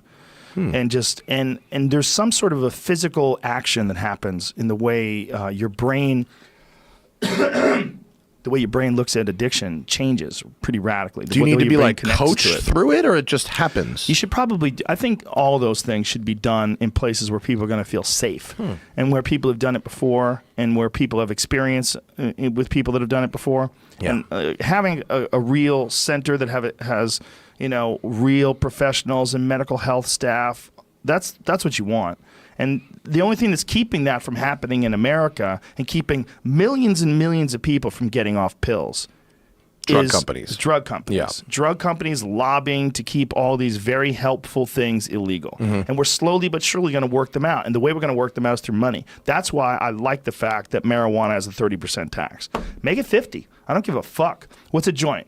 How much is a joint? I mean, a joint can get you high all day. Episode 1611, Freddie Gibbs with Joe Rogan dives into cocaine laws, racism, and drug culture. But you know why they got rid of it, right? Why? Black people. Really? Mm-hmm. That's why they got it? So this is Hold these thoughts. okay. Hold these thoughts. Tell me one. You good? Okay. We're rolling? Did you get that already? Oh, Jamie already got that. All right. So finish your thought. Yeah. So the reason the 45 caliber bullet exists and the reason they got rid of the reason they made cocaine illegal is because when blacks were working the docks in the late 1800s, early 1900s, they had these things. There was a rape, obviously. That's what always happens, right? Yeah. Emmett Till, all of them, right? So a woman reported a rape, and a cop came up, and there was a black dude on cocaine because they would give the dock workers cocaine to keep them up all night. Yeah. That's when it was legal. Oh. And then there was a coked up black dude, right? Real big dude, I guess. And a woman was saying, he's chasing me, right? And he was, I don't know what the fuck was going on, but the cop was shooting at him, and there was no stopping power enough, except for the bullet. So they'd make a bigger bullet, the 45 caliber bullet, because what they're using was like something like a little over a 22. Damn. And this is some real shit because it was a crackhead back in the day. I shot the nigga 9 times with a Tech 9 and he kept running down the alley. Different. Different crack though. Different Yeah. coke. That was but crack. Yeah. They said that was coke. This was Right, crack. yeah, it's But they said medicinal cocaine. Coke Yeah. and crack, according to Carl Hart, they're the same thing. They are the same Dr. thing. Carl One Hart. just Really? One Yeah. just has baking soda. That's all. Yeah. It's just you're just freeing the base of the powder. That's why it's base, called right, free base. right. Yeah. You know what I'm saying? Which probably made it famous, yeah. but crack is Cocaine different. cocaine crazed Negroes. That's what they called them. The difference is the in sentencing. Yeah. That's the difference. Yeah. The difference in sentencing is crazy. Yeah, Powder definitely. to It's rock. crazy. Didn't Obama change that shit? Somebody must. I hope. I don't believe it's the same anymore. I think Obama changed it. I want to say he did, but I don't know. You Let's know what find I mean? out if the same sentencing for crack and cocaine. You know, that's the same shit they did with marijuana. Yeah. When Yeah. William Randolph Hearst was trying to make marijuana illegal, they put out these stories saying that black and Mexicans Exactly. were raping white women, and they blamed it on this drug. They blamed it on marijuana when marijuana wasn't even called marijuana back then. The marijuana was fuck? a wild Mexican tobacco. So Right. they made this new name. So when Congress was making marijuana illegal, they didn't even know they were making hemp illegal. What the target was hemp, the commodity. They were trying to make the paper illegal, and they were trying to make the textiles illegal. Because William Randolph Hearst, not only did he run Hearst newspapers, but he also had paper mills. And then on the popular Science magazine, on the cover, it said hemp, the new billion-dollar crop, because they came up with a new way of processing it, a Right. new machine Yeah. called a decorticator. And so when they invented this New cotton gin. decorticator, it's exactly the same kind of thing. Right. And then when they invented this thing, people were all going to start growing hemp, and hemp is a superior paper. It's better for clothing. And William Randolph Hearst, like, not so fast. So he Really? made it all illegal so that he could just keep his paper mills and keep making them with wood and keep using all the things that he's already used before and Instead of hemp. controlling the industry. That's amazing that they could literally just say that about black people back then. They're Capitalism. raping everybody. Well, we got to get rid of it then. Well, they made up a name for the plant. Oh, the plant already had cannabis. It was so they're like Right. they call it marijuana. It was like, oh my god, like bath salts. Like, oh geez, it's a new thing. Right. What is this? PCP. That's what you know. PCP is the same thing as ketamine. Yeah. I didn't know that either. Yeah, Carl ketamine, Hart. Special K. When I went to Australia, that's all the bitches was snorting. They ain't had no real cocaine. But it's a tranquilizer. That's why. They was snorting all ketamine. They said, you want some coke? I said, that ain't real cocaine. I said, we are all the way in Australia. We are thousands of miles from Colombia. You don't have real cocaine here. I don't believe it. They don't get real cocaine in Australia? Nah. They snorting Special K. Really? Yes, What about the ketamine. UK? Because every time I go out there, they always have coke. But I'm like, there's no way. You know what? All the big Colombian drug dealers, they ain't fucking with America no more. They going to Europe. It's easier to import the drugs. Really? It's way easier. They making way more money, and you get less time. When I was locked up in Europe, you know what I'm saying, for that bullshit I was locked up for. Yeah, that's crazy. Like, it was guys in the cell that was there on drug offenses, and I'd be like, damn, how much you get caught for? They be like, man, I got caught with like 4 keys. And I'm like, damn. And I'm like, well, how much time you about to get? He like 18 months. I'm like, what? The way it should be. That's the what way I'm it should saying. be. But you get caught with that over here, you're doing 30 18 years. You're doing 18 years. Kellen Winslow Jr. is getting 14 years for rape. Who is? Kellen Winslow Jr. Kellen Winslow's son, right? He Damn. He played for Miami. He raped somebody? He raped He gave me 3 women. rapey vibes. Yeah, but they're he raped homeless women. Oh, God. yeah. Like in their 50s. Jesus. Oh, yeah. Christ. Give him 20 years. Yeah, he got 14. He should. I'm saying, bro, it should be 30. It shouldn't be like, because if I go at 4 kilos, I'm probably going to jail for 30 years. Definitely, for sure. See what I mean? But if Yeah. I rape a woman, 3 women, I'm going for 14 years. Yeah, the thing about kilos And they'll is, get rid of cocaine. the other thing about kilos is like it's only valuable if somebody wants to buy it. Right. Right. Like somebody has to want it. Like you're not really doing anything wrong. You're just getting something to them that they want. You're not really hurting them. No. You're I'm allowing enabling. them. Yeah, you're allowing them to do coke. Right. And how many? I mean, when if you were just doing coke, that's the thing. Yeah. Yeah, hell The yeah. thing about coke is like if you're just doing coke, like real coke, not all this cut up shit. This is the other thing that Dr. Carl Hart, he's actually a professor at Columbia, and The dude that does heroin? does heroin. Yeah. Okay. Yeah. I He's an- seen that shit. I was Yeah. like, what the fuck? He said, I'm Interesting- functional. Interesting guy. Oh, yeah. Because he's, first of all, he wasn't doing any drugs at all until in his 30s when he was a research scientist. Word. And he realized while he was studying these chemicals that all the propaganda we're spreading about him was all bullshit. So he started trying them. I mean, everything's better in Open. moderation, man. In episode 1211, Michael Pollan explains how psychedelics can trigger schizophrenia risks and why careful screening matters. Just the anecdotal research that some of these people have had these incredibly life-changing experiences. But I think one of the things that you're saying is I think is very important is that this isn't for everybody, and that if you have problems with normal consciousness, this is likely not for you. If you're one of those people that has schizophrenia in your family, perhaps. Forget it. Yeah, don't do it. And in fact, those people are screened out of this research very carefully. Yeah. Schizophrenia, it's a real issue with people with psilocybin and many psychedelics, right? Yeah. What happens with schizophrenia is if you are at risk for it, either because of inheritance, a psychedelic trip can set you off, can be the trigger for a life of it. And other things can too. A divorce, your parents getting divorced sets people off. Going to graduate school sets people off. If you're someone who's probably going to get schizophrenia, any kind of mental trauma, if it happens at that window, which is in your early 20s and your late 20s, I think, and that's why we did see some cases, because that's the age people were using psychedelics in the 60s, of having their first psychotic break. So so if you're at risk for that or and bipolar marijuana as well, by the way. That's right. Yeah. Oh yeah, marijuana can do it also. And I think the numbers though mirror the numbers in standard populations. When in terms of I think it's 1 out of 10. 1 out of 10 people have some form of schizophrenia, and that's mirrored in marijuana use. I didn't know that. That's really interesting. I think it's the same. I think the problem is, it can exacerbate it, or it can trigger it, or, depending upon, everyone's biology is different, and everyone's, the way they absorb these chemicals is different. Yeah. And, if you are at risk, something's going to do it eventually. Right. So, we don't have any evidence of someone thrown into a situation of schizophrenia or other serious mental illness as a result of strictly because of a psychedelic experience. It may have been the trigger, but there might have been, it was going to happen anyway. Right. We just don't know. But in general, if you have personality disorder, if you have bipolar, if you are at risk for schizophrenia, they will not accept you into these trials, and you should stay away from these drugs. Yeah, that is a real problem with it being prohibited. The prohibition has really set back research and understanding decades. We should have been studying this stuff since the 60s. We had 30 years of hiatus in the research. I don't know of another time where you had a promising line of scientific inquiry all through the 50s and early 60s that's just choked off. And for 30 years, nothing happened. Think of what we would know if we had 30 more years of research with these drugs. It's crazy. So now we're picking up the thread, and all that research is being resumed. But your point about prohibition is really important. When you have prohibition, you can't regulate something. It's a free-for-all. Whereas if you did legalize psilocybin, let's take as an example, you could set rules. You could say that it can only be administered by licensed guides or in a medical context, or that no one under a certain age can have it.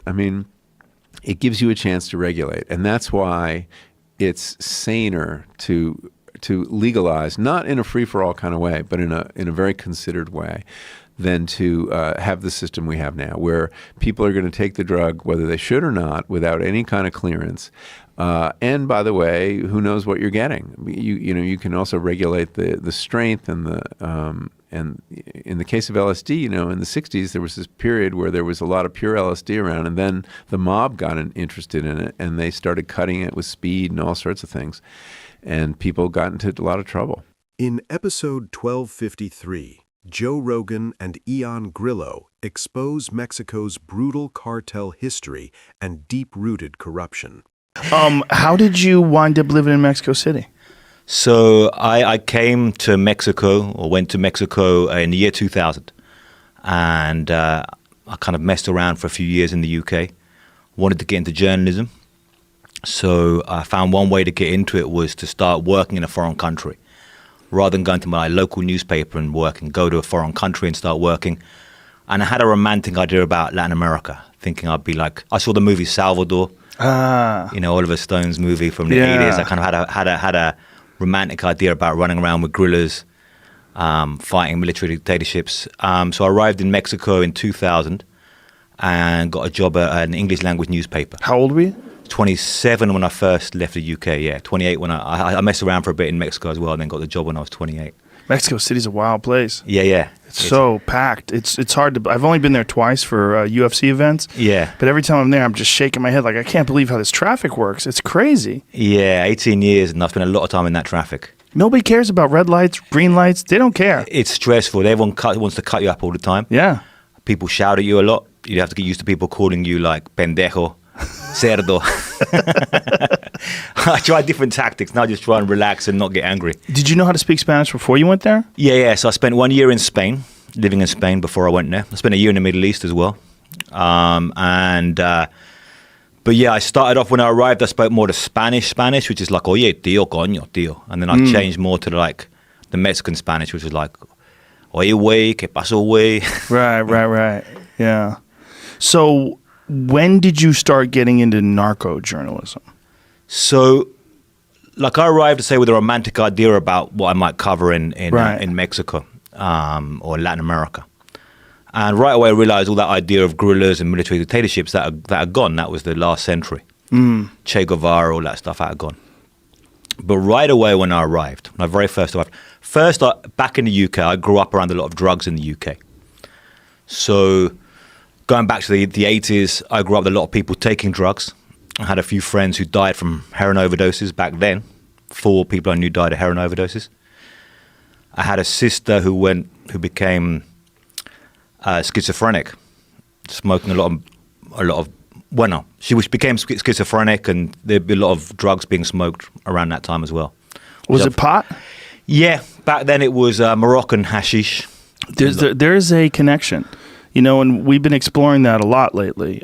We went into this marijuana debate between Alex Berenstein and Dr. Mike Hart from Canada, and we talked about it. And I know people that have had that happen to them, where they've had schizophrenic or psychotic breaks because of just massive doses of marijuana, and especially people that don't do it, or people that do it too much for too long. It does happen. I heard that debate. That's one of the reasons why it came to mind. I mean, I don't know. A lot of people smoke weed, smoke hash. A lot of people, it's fine. Now, when my sister had a breakdown when she was 18, and I was 16 at the time. And when that came out, it turned out also my grandmother had an issue with schizophrenia. Right. And I don't know if it was a time bomb waiting to go off. Yeah. Or if it was how much the hash was involved in that. There's other issues as well. So I don't really know the science of it. But anyway, going back, so I've been around a lot of drugs before. So when I arrived in Mexico, actually, one of the first arriving in Mexico, I ended up hanging around with some people, and they were smoking a lot of crack in Mexico. It's some of the first people I met. Wow. I went down to the beach, like backpacking down to the beach, and these people were smoking crack, and I was like, this is kind of strange. I didn't know there's people smoking crack down here. So when I got a job at the local newspaper in English, and I just started looking at the crime thing, one of the first stories I did was on the issue of crack being sold locally and how that linked to cartels. And then very soon, just very, very quickly, I just fell in right away. Like I said, a lot of these things happen by accident. I just fell into covering the crime beat. And this is going back to 2001. So 2001, that was the same year that Chapo Guzman escaped from prison. Then I was calling a lot then to a great journalist from Tijuana, Jesus Blanconelas, a real legend from Tijuana, who survived the shooting by cartels.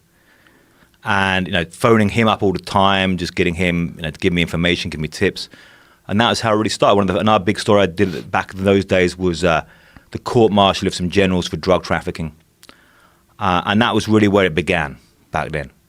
Generals for drug trafficking. How much of an issue is that? I mean, corruption must be unbelievably rampant. So, I mean, corruption even isn't a strong enough word for it.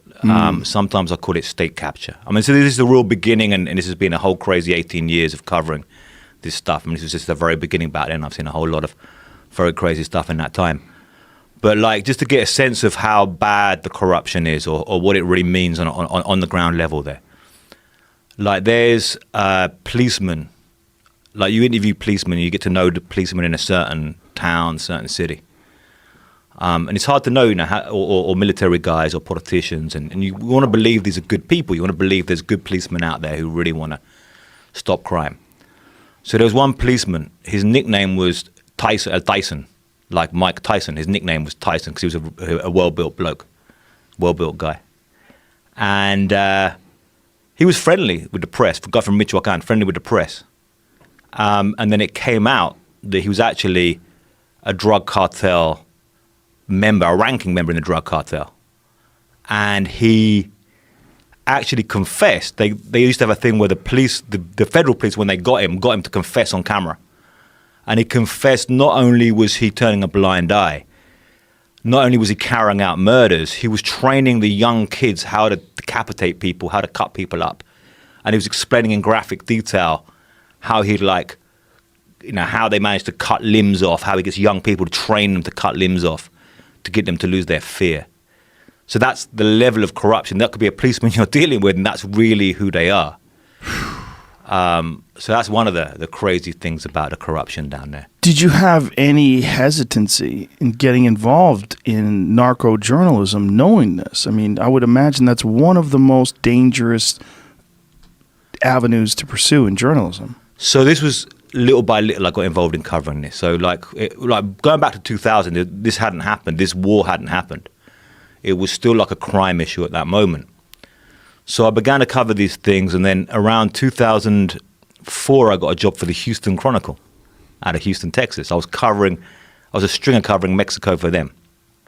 And I flew up to Nuevo Laredo, and there was a turf war beginning there, which is really the beginning of the drug war, which has torn Mexico apart. Began on the border with Texas in this city called Nuevo Laredo, over the bridge from Laredo, Texas, back in 2004. So there was a lot of interest from the Texas newspapers, what was going on. There's a whole bunch of bodies piling up there. But again, this going back to these days, and this is kind of innocent looking at myself then, and innocent looking at what Mexico was like then. They would simply say, go to the place, I'd drive up to Monterrey, rent a car, and just drive the car to Nuevo Laredo just by myself. And now people just don't do that. There's just too much crazy stuff going on. But back then it was still like, oh, you can just do that. So there was When you say crazy stuff, like what kind of crazy stuff? I mean, now you can get stopped by an armed group driving on those roads. You could just drive along, and there could be a group of guys with guns could stop the car, get someone out, take you away. I mean, there's a whole... People are a lot more careful about where you now when you move around the roads, you got to be very careful how you move and how you plan this stuff. You don't just wander by yourself, drive around these places. So back then when this was happening, and there was these bodies turning up, and I was trying to figure out why. And there was one guy interviewed who was the head of Chamber of Commerce, and I talked to him. Very interesting guy. About a couple of weeks later, he became the chief of police for the city. And they asked him, they said, are you scared? You scared about being killed? And he said, no, I'm not scared. It's only the corrupt people who get killed. And he was shot dead 6 hours after he gave that statement. They shot him dead. And that was one of the real markers of something really strange is going on in Mexico. Something is like going to erupt in Mexico. And then from there, it kind of just escalated. And I started working for other media, Time Magazine, New York Times, different people. And after a while, I said, I can't do this. I can't just write news stories about this. I've got to write books about this because this stuff is big and it's complicated. It must be immensely complicated. For the people that live there, it seems like there's no escape. I mean, if you can't turn to the police are the cartel. There's the cartel, the police. All of the politicians, most likely, if they're alive, have to be compromised? Yeah, I mean, there's been some very, very desperate people, and I mean, there's been some inspirational people as well fighting this. There's been heroes. There are heroes. Just to get more of a sense of what that means on the ground as well, and some of the things you see. Some of the things that stay with me. For a while, it was quite romantic covering this. It was like, wow, I'm going to these places where Chapo Guzman is from. I go up to the village and meet his mother and meet his family. I'm writing about these crazy people. But then you start seeing the human pain in all of this. One of many stories that stick with me was a mother in Monterrey, a school teacher, when you have armed guys moving around, they're also like really affecting the civil population, attacking the civil population. And one mother, she was in her home with her 2 children in Monterrey, and it was like in the night, just chilling in their house, and then the door broke down, and about 15 guys in bulletproof jackets all came in, long arms, just taking stuff from the house. Held the family, pinned them down. And they said to the mother, "Which of your children is the oldest?" And she was like, didn't know how to reply. I mean, which of your children are the oldest? How do I reply to that? She just couldn't speak. And the eldest son, she had 2 sons, one 18, one 15. The 18-year-old was a philosophy student. And he said, I'm the oldest. I said, okay, you're coming with us. And took him away. And the next day she got a phone call saying, okay, we got your son, give us this amount of money, we'll give him back. So she went round to like relatives, just got the money. She wanted to get the money right away. She turned up with the money, gave some money, and then they just cut off the calls. She hadn't heard from him since. And I mean, seeing her face, the devastation, the pain, she said, just couldn't get on with life after that, and just not knowing, not having the closure. And I met her when I went to report on one of the worst atrocities, which was 49 bodies who had all been decapitated, all had their hands and feet cut off, and all been dumped on a road. And they were taken to the morgue in Monterrey, and I arrived at the morgue. I was inside the morgue just smelling the smell of the dead bodies, this kind of weird smell you get from like decaying flesh, kind of like a sweet smell you get from when you're around those places where you can smell the bodies decaying. And I was inside the morgue, and I came out, and she was outside the morgue. And she was trying to see if her son might be among those people, among those bodies. Wow. It's so insane that this is right next door to America, and there's so little effort put on doing something about it, including doing something to mitigate the influence of illegal drugs by making drugs legal. I mean, that would be one gigantic step. You're not going to stop people from doing drugs. I mean, this is an illogical, ridiculous approach. I don't think people should do most of those drugs. But when you make drugs illegal, only criminals are going to sell those drugs. And this is exactly what you have right next door to America. I mean, it's just unbelievably insane that there's this amount of crime a drive away from San Antonio. Episode number 1136. Hamilton Morris joins Joe Rogan to expose the privacy nightmare of workplace drug testing. Sure, and this fundamental idea that sobriety is good. Yes. You look on Instagram, people post a selfie and say, 6 months sober, guys, thank you so much, and tons of congratulations, because it's a virtue, because you accomplished something. You're not using drugs. Yeah. Whereas in other cultures, that would not be the case. People would just say, oh, you've decided not to work with a certain medicine. That's an interesting choice, not an accomplishment necessarily. Who was it saying? Was it Kyle Kingsbury that was saying that how much he hates the term plant medicine, or was it Dennis? I think it was Kyle. You don't like the term plant medicine, do you? I don't. Well, do you? It's a weird sort of pretentious. Yes, I know. Well, people call ayahuasca the medicine or things like that. Yeah, or toad medicine. I mean, I wouldn't. You don't hate it. A lot of these like more flowery terms like entheogen, I just don't use them myself, but I don't hate it. Well, I think people like you are very important, and I'm a big fan. But I think one of the reasons why you're important is you are a cognoscente of real drugs. Like you understand what they actually do. You could explain them to the layman, or you could debate them with someone who was a doctor, perhaps, that wanted to talk about the dangers of them. And you understand all the various aspects of it. And I think there's a tremendous amount of ignorance when it comes to drugs, drug consumption. What is a drug? I mean, how many times have you seen a person with a beer in their hand smoking a cigarette saying they don't do drugs? It is so fucking stupid, but it's so common. There's this very, very, very common aspect of being a person, which is this desire to change your mental state. And we've done it throughout history with various substances. But there's so much stigma attached to it. And one of the things I've been doing lately on stage, I'll ask people, how many people get piss tested at work? It's fucking stunning. It's stunning. It's like more than 10% of the audience will raise their hand. Like 1 out of 10 people gets their body tested to make sure that while they're not working there, they're not putting anything in their body that's prohibited. Which is such a horrible invasion of privacy that, that became so popular that in the 80s during one presidential election, all the candidates voluntarily had their urine tested to prove that they were sober. I mean, this is like truly considered a virtue.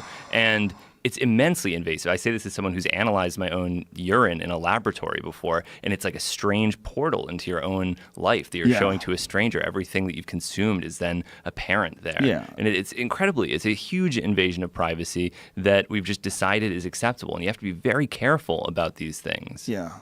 No, I agree. And, of course, the synthetic cannabinoid epidemic, if you want to call it that. I actually don't want to call it that because I hate even the idea of a drug epidemic, but the popularity of synthetic cannabinoids is largely driven by the fact that they didn't show up on these urine tests.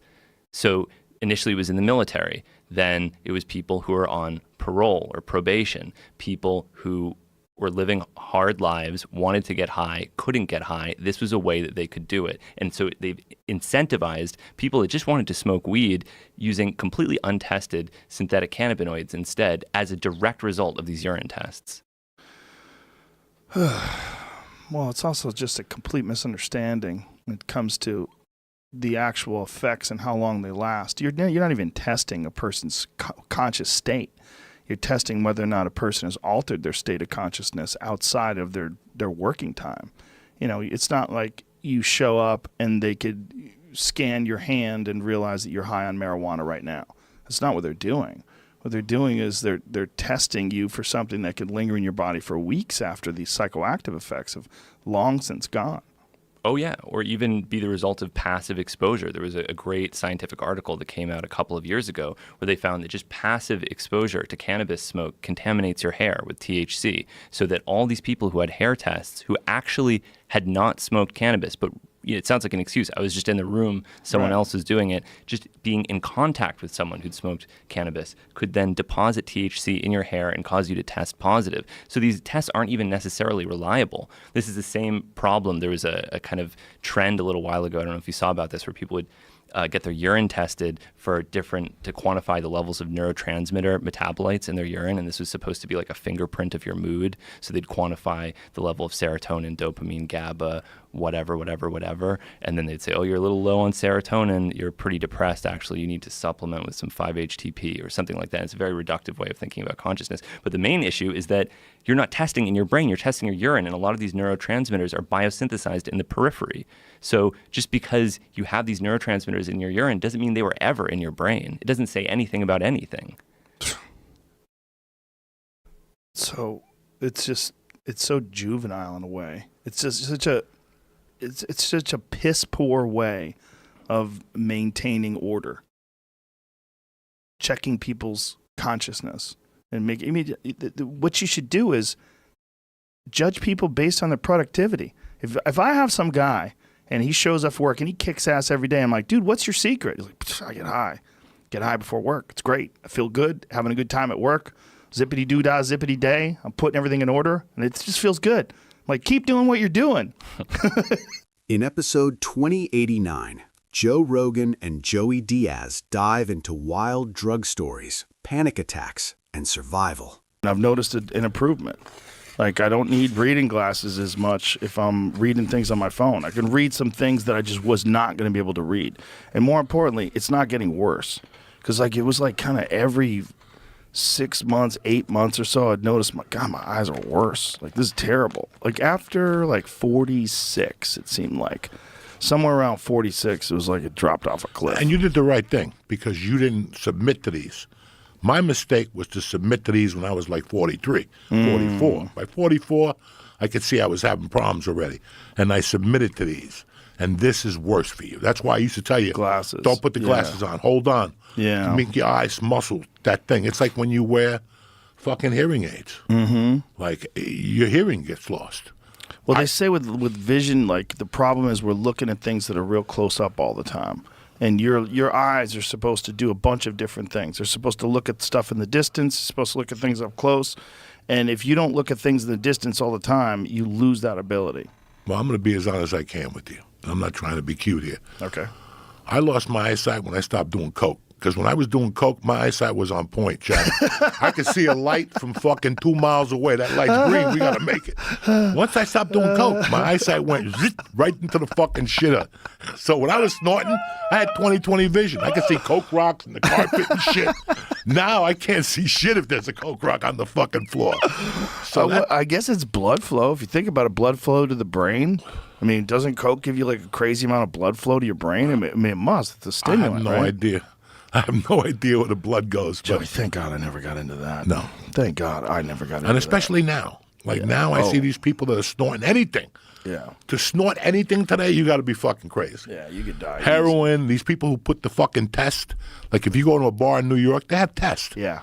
Then you check go in the fentanyl. bathroom and, Yeah. what, are you fucking kidding me? They have to if you don't want to die. Once you test cocaine, it's time to do something different. If you got to test your coke, it's time to do something different. You got to fucking... You know what's going on out here? Ketamine. Everybody's doing ketamine. They do nasal sprays. We had some lady go into a K-hole in the middle of our comedy show. She's fucking falling down like this. And they brought in the Narcan and shit. They were worried that she had overdosed. And her boyfriend's like, no. She's just been doing ketamine. She just did too much. So I did a couple of lines of that one time at the podcast studio. Yeah. And it was okay. I did the podcast. But whoever gave me the ketamine left like a pile of it on the desk, after we did a couple of lines. So he left and me and Lee were talking. And I go, Lee, what are we going to do with this fucking thing? And he goes, I don't know, throw it away. I go, fuck that. It was about 8:30, 9 o'clock at night. I had done 3 lines maybe, and I was buzzed, but it didn't take me over the top. I did those. Now, I lived 6 minutes from the podcast studio in L.A. When I got to the first light to make the left, I knew it was not going to be a good drive home. It was not going to be a good drive home, okay? I had done too much. And then I got home, and when I put my foot out of the car, that was it. It was lights out after that. And I'm like, I am fucked up. What do you mean like lights out? Like in what way? Like I was fucked up. I don't know what was going on. It's a different kind of fucked up, right? It's a different type of fucked up. And then I went in the house, and God damn it, my wife is awake. Oh, no. Now I got to talk to her. Oh.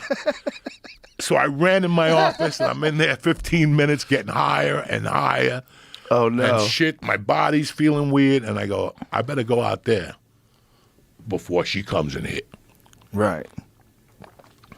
And she was watching True Crimes? Detective, whatever, that, on HBO. Oh, okay. And it was the dude from The Green Book and the other guy. The Green Book. The brother, the guy who won he was in the book, The Green Book, with the guy who drove him in the South. He played the piano player. Anyway, it doesn't matter. So, you never saw The Green Book? I don't think I saw The Green Book. That's a good Book. fucking movie. We were talking about him yesterday, Marshall Ali. Yeah. That guy's awesome, man. He's awesome. He was great in that Netflix documentary, or the Netflix show we were just talking about the end of the world with Julia Roberts and Ethan Hawke. Oh, I didn't see that. It was good. Fucking Giannis hated it, though, huh? Yeah. He's trying to get me to hate it. I kind of went with him a little bit, right? He influenced me.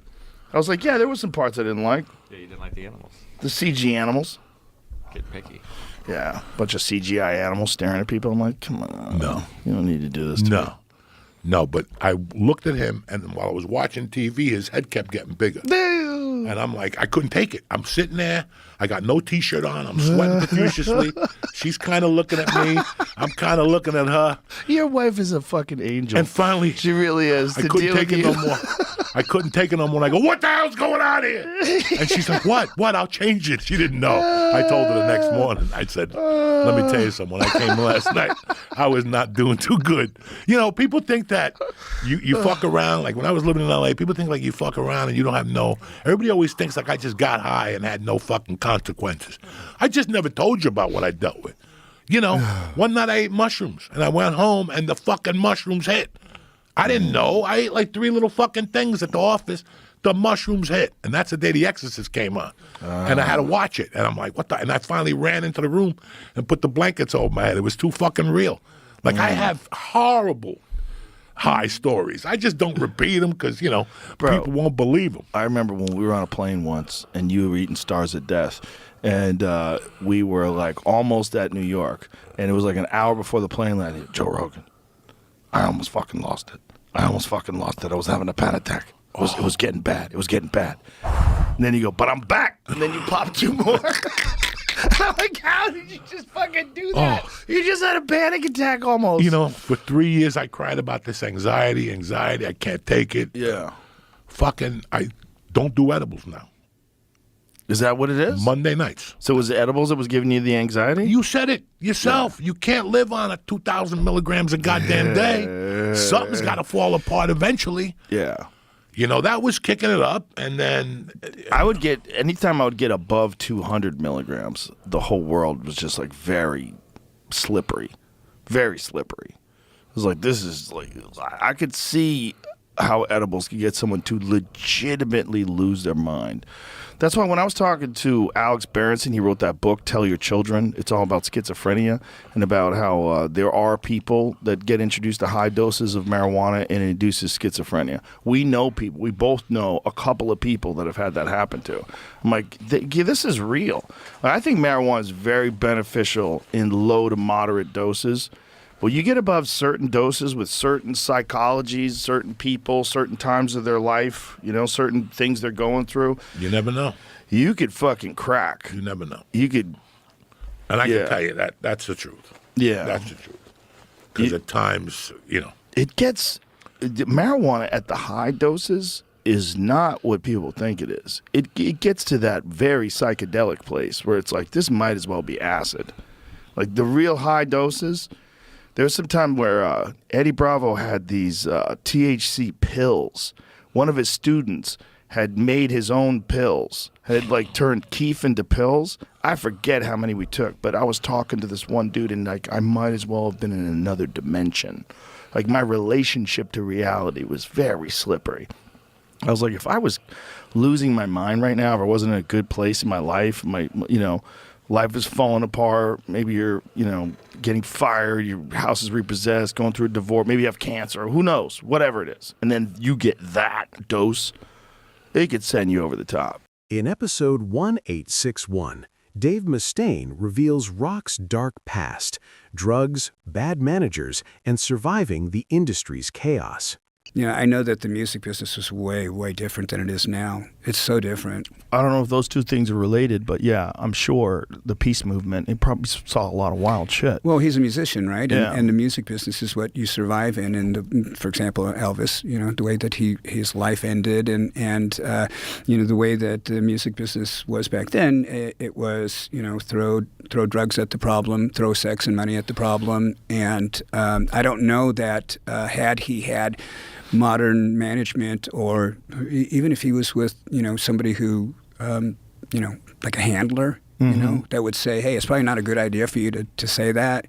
Nowadays we have people who are their sole jobs are to help keep us from stepping on it, Right. So, and I've got people around me. They used to be real busy with me, but fortunately, growing up, I've learned a lot of stuff that you can and can't say. So, well, specifically, I mean, in this day and age with social media, it's so easy for someone to just tweet something really ridiculous without someone saying, hey, don't fucking say that. You're on Adderall. Sit down. Don't write that down. Don't say that. It's just back then.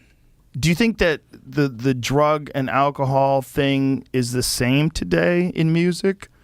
Or do you think it's less? Do you think it's just not promoted by what do you think the difference is between the influence of drugs and alcohol in the early days versus now? Well, I think in the early days of the music business, first off, the drugs weren't as strong, and they didn't have, like for example, something as simple as herb. The marijuana that I used to smoke when I was a kid versus what's being manufactured and grown nowadays is way different.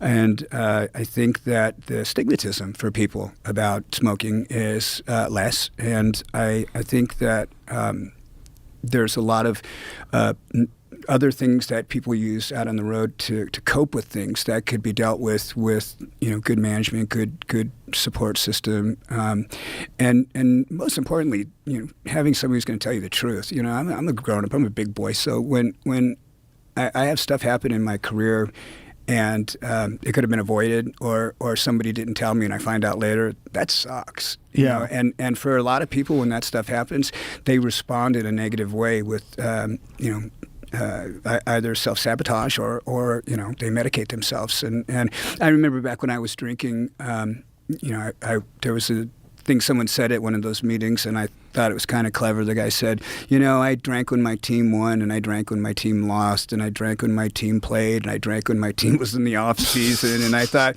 all right, well, that's about me. What team were we not rooting for anymore? So, but there's so many reasons why people make it or don't make it in the music business, and I think much like yourself, in our getting to know each other earlier this afternoon, you have to take care of yourself. You really, really do. And there's so many things in the music industry that the history, the people that you're working with. A lot of people don't want to say anything bad about somebody, but I mean, imagine how much better things would be if somebody really said, that he's a nice guy, but he stole from us, or this guy he's good at this, but he's terrible at that. Everybody's so afraid to offend anybody with stuff like that, but yet, in other areas of life, offending people doesn't mean shit.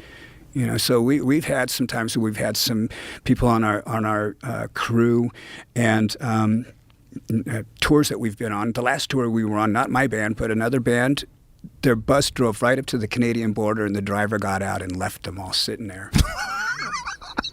So yeah, it's the music business. Why did he do that? Because he had a DUI or something like that, and you can't get up into Canada. So, oh my God, that's hilarious. It's so convoluted, all this stuff. But see, like back in the day, back in the 60s or 70s, what I was talking about, different eras, different messes, different managers.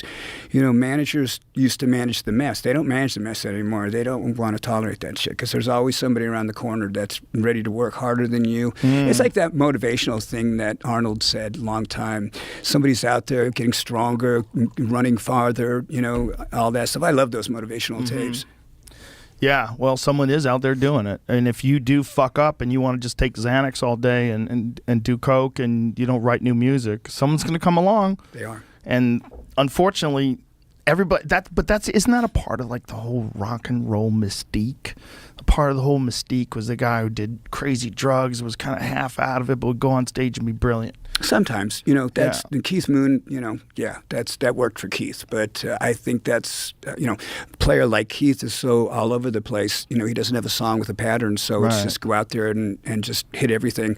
I know of a lot of musicians that will drink when they play. I know a lot that don't. I don't know very many anymore that do drugs. That's just something that's been kind of phased out. Yeah, just because of the impact it has on your body. Well, not only that, but the things that it makes the people do and the kind of people that are around that. I think that, like I was saying, herb is less of a stigmatism, so people are a little bit more open with that. But, as far as coming backstage and it's smelling like, somebody's back there burning chemicals or something like that, or, people falling out in the hallway from heroin or tweaking around on meth or coke or something, we try and associate with people that are like-minded with us, the people that are about their careers and that really are into taking care of themselves. Two of the guys in Five Finger Death Punch do jiu-jitsu. They have a sensei out with them. We all are doing jiu-jitsu.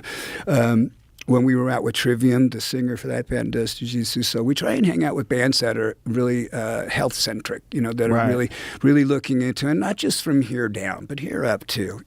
When you were a kid and you first were hearing about bands and getting into bands, was that always a narrative? Was that something that was discussed a lot, that like a lot of bands did drugs?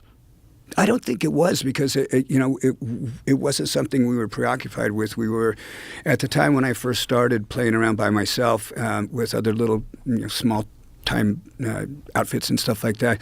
And it never was really drugs per se. It would be like maybe get a 6-pack of beer and maybe smoke a joint or something. But it wasn't until Megadeth actually got going and we met Gar and some of the people in that circle where we started to experiment with other stuff, and we had a manager at the time who was very, very bad off, and he would try to always keep us loaded, and we ended up having to fire the guy because it was for our own health and our own safety. I mean, if I was a cheap bastard and didn't have any money, I would say, this is great, you got it for free. But, the thing was, the guy was keeping several members of the band sick.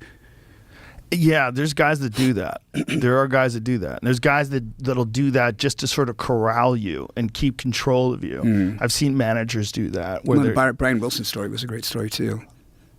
What happened with Brian Wilson? The movie that he had about the doctor that he had some psychiatrists that kept him all whacked out. I watched the movie that Paul Garganimus or whatever his name is, the one guy from Billions, was the doctor, and I can't remember who played Brian Wilson, but it was a great movie. What is it called? It was the Brian Wilson story, I guess. I don't know. I haven't seen that one yet. But John Cusack played it, and I know John Cusack's practitioner too. He'd trained over with Sensi Benny at the Jet Center too. Yeah, I remember he used him in one of his movies. There it is, Love and Mercy. That's it. Giamatti.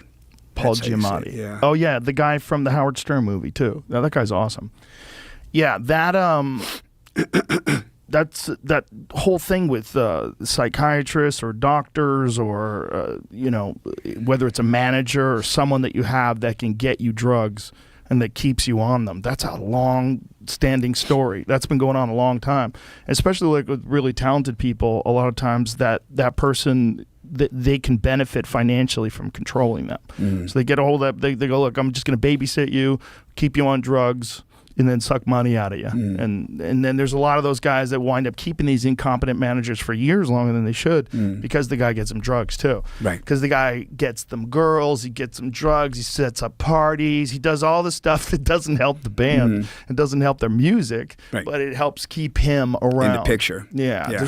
Those guys are real.